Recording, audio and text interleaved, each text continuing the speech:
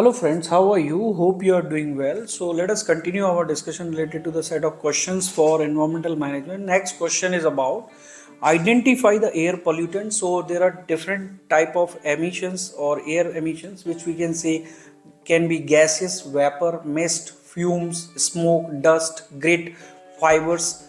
So there are certain specific pollutants, air pollutants. Their examples are carbon dioxide, nitrogen oxides, sulfur oxides, ozone, volatile organic compounds, VOCs, aromatic hydrocarbons, polycyclic aromatic hydrocarbons, heavy metals, and methane. So these are certain examples related to the air pollutants.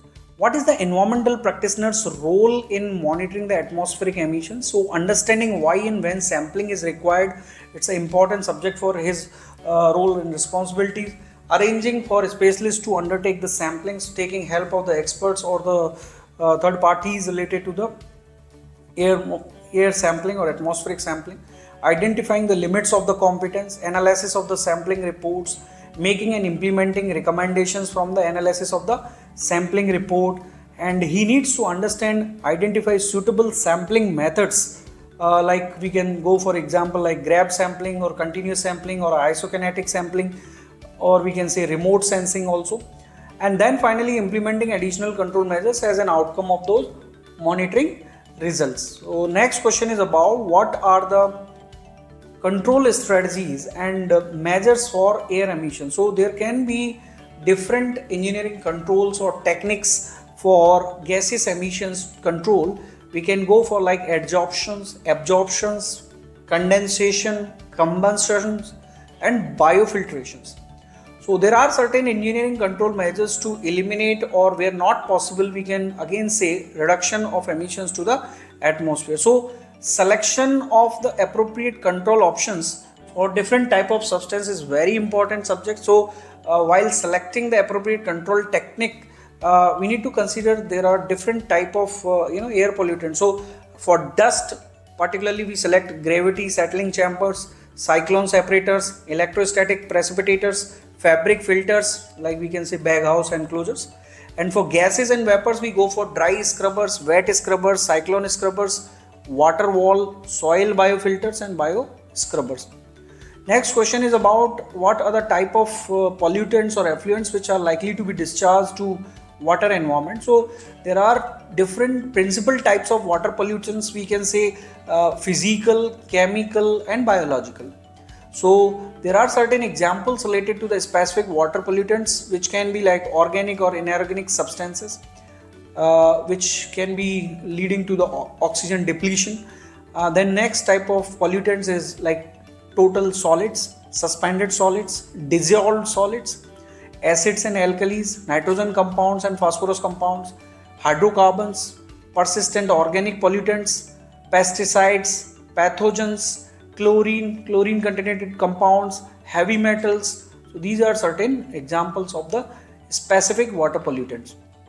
Next is about what is the environmental practitioner's role in monitoring the water pollution. So he needs to understand why and when sampling is required, including compliance with the legislation, arranging for the specialist or consultants or third parties to undertake the sampling, identifying the limits of his or team's competency, analyzing the sampling reports, and then making and implementing the recommendations which we get out of the analysis of the sampling reports. So specifying the purpose of the water quality scales like biotic index, sampling of the liquid effluents. We go for two different type of samplings like grab sampling and continuous monitoring, right? And implementing additional control measures if required, which we get as a recommendation from the monitoring results actually. So there can be different type of parameters to check the water environment, which can be like an examples are dissolved oxygen, BOD, biological oxygen demand, chemical oxygen demand, COD, total oxygen demand, TOD, and pH scales, total suspended solid, total dissolved solid, and turbidity also can be the parameters for water environment checking. Next question is about what can be the potable water and wastewater treatment methodologies or methods. We go for preliminary, primary, secondary, tertiary treatments, which can include like we can say storm flow separations, mechanical screening, grit removals, grit chambers, we can say, filtration with the help of the membrane filtrations. We can go for micro, ultra, nano osmosis filtration, including percolating, trickling filters. And we can think about the rotating biological contactors as well. So dissolved air flotation, sedimentation, use of activated carbon, air stripping, aeration, anaerobic digestion. So these are certain examples related to the wastewater treatment methodology. So there can be different methods for desalination of water abstracted from the water environment. So we can go for multi-stage flash or distillation, reverse osmosis or vapor compressor system as well. Next is about what are the examples of the source of noise. The source of noise examples can be on and off site traffic, alarms, ventilation systems, material handling, construction activity. So these are some certain examples related to the source of environmental noise. Now next question is about what can be the control measures for environmental noise. So we need to first of all focus on the source, pathway and receptor model, and the range of engineering and procedural control measures and strategies that can be applied to control the noise emissions at source through propagation at the receptor as well. So there can be certain examples like insulation, absorption, damping, isolation, acoustic barriers, silencers, distance, maintenance, and administrative options as well. Timing, like for an example, timing and policies. So we can go for next question, which is related to how to decide the remedial methodology or techniques for contaminated soil. So to decide this, we need to consider certain factors like first of all, we need to understand the meaning of the contaminated land actually. Then environmental aspect and impacts associated with the contaminated land. We need to understand the risk to the groundwater from the contaminated land. What is the level of the risk and severity level? How contamination can occur? How contaminants are traveling to the soil, and investigating the results of contaminated land and groundwater. And there can be certain cost and compliance with the legislation also associated with that. So these all factors we need to consider for deciding the remedial methodology for contaminated soil actually. There are certain factors to be considered to reduce energy wastage or to improve energy efficiency. So what are those factors? So for an example, meaning and purpose of the carbon footprinting, first of all we need to understand. Then energy efficiency, what is the relationship to the cost and profit?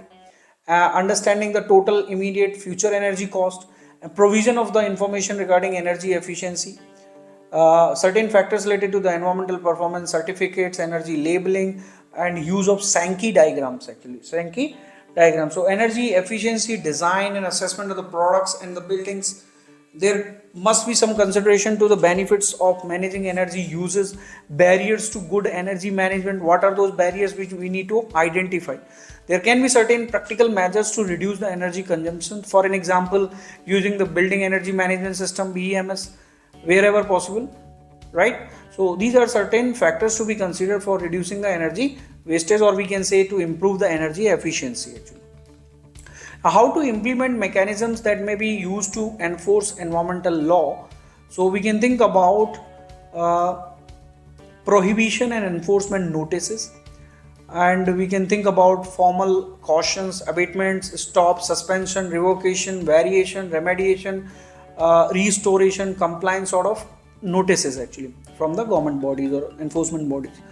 Penalties such as fines or imprisonment and rights to compensation, and other penalties like fixed monetary penalties, variable monetary penalties, reinforcement undertakings, and enforcement cost recoveries. Also, these can be certain implementation mechanism which may be used to enforce the environmental law in the business or the activities. The next question is about outline the hierarchy of control to be applied to the solid waste, where we can say first of all we need to go for prevention or the waste reduction at the source itself, and then preparation for reuse of the waste, recycling, composting, and other sort of recovery, like we can say for an example energy recovery from that waste, and finally treatment and the disposal. So this can be the hierarchy of control for solid waste. Next question is about identify what are the sources and categories of different type of waste. So to categorize the different type of waste, we need to consider like municipal waste, like we can say household, shops, offices and commercial units. And then same time we can think about the non-municipal waste like industrial, mining, agriculture, commercial waste, right? And then different categories of the waste we need to learn here, like non-hazardous, hazardous, inert, clinical, toxic, radioactive. So these are certain categories of the waste we need to learn here. So thank you very much friends for the question and answers related to the environmental management, and that's how we complete our discussion related to this. Thank you very much. We will meet with the new topic. Thank you.